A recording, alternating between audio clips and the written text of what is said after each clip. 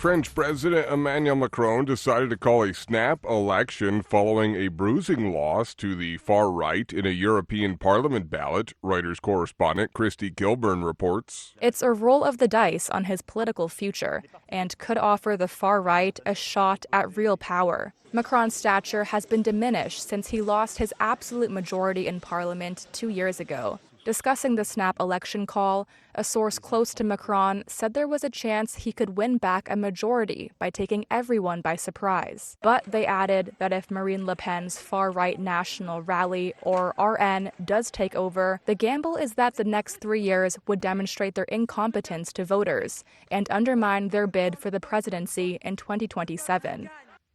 Reuters correspondent Christy Kilburn. An Israeli raid freed 4 hostages and killed at least 274 Palestinians in Gaza on Saturday. The mother of one of the 4 Israeli hostages rescued is grateful to have her son back, AP correspondent Julie Walker reports. Orit Meir, whose 22-year-old son Almog was one of 4 Israeli hostages rescued, says her wish has come true. I haven't stopped smiling since my Almog was returned to me. On October 7th, Hamas took 250 hostages. Her son was one of them. I had my first full night's sleep in 8 months. 120 hostages remain. About a third are believed dead. The Israeli rescue operation claimed the life of 1 commando, and Gaza's health ministry says 274 Palestinians were killed, including 64 children. I'm Julie Walker. Hamas welcomed a UN security resolution backing a plan for a ceasefire in Gaza on Monday. This is VOA News.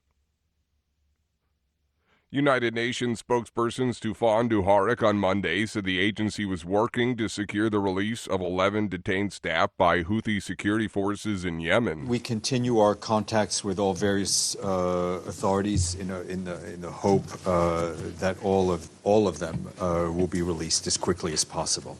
The 2 women and 9 men work for 5 different UN agencies and the UN envoy for Yemen. The Houthis and Hamas are U.S. designated terrorist group.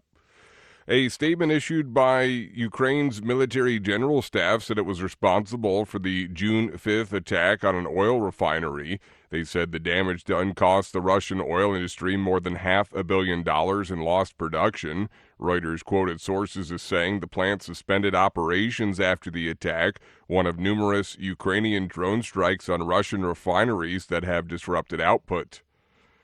Malawi's Office of the President and Cabinet said in a statement on Monday an aircraft carrying the country's vice president and 9 others had gone missing. Trevor Corral reports. An aircraft carrying Malawi's vice president and 9 others has gone missing, the country's presidency said on Monday. It said in a statement that Vice President Saulos Klaus Chilima was aboard a Malawi Defense Force aircraft that left the capital at 9:17 a.m. local time, and that all efforts to contact the aircraft since it disappeared from radar had so far failed. Search and rescue operations are ongoing. According to the statement, the aircraft had been scheduled to land at Mzuzu International Airport shortly after 10 a.m. Reuters correspondent Trevor Corral. An explosion at an armaments plant in Poland caused a fire that killed a 59-year-old man who worked there and injured another person, while Polish Prime Minister Donald Tusk said there was no reason to believe an external force was responsible. Poland has recently witnessed a string of fires. Officials have been investigating whether these could be the results of sabotage by Russia or Belarus. South Korea's military says it's detecting signs that North Korea is installing its own loudspeakers along their border a day after the South blared anti-Pyongyang propaganda broadcast over its speakers. South Korea's broadcast on Sunday was in retaliation for the North sending over 1,000 balloons filled with trash and manure over the last couple of weeks. North Korea has described its balloon campaign as a tit-for-tat against South Korean civilian groups flying anti-North Korean propaganda leaflets across the border.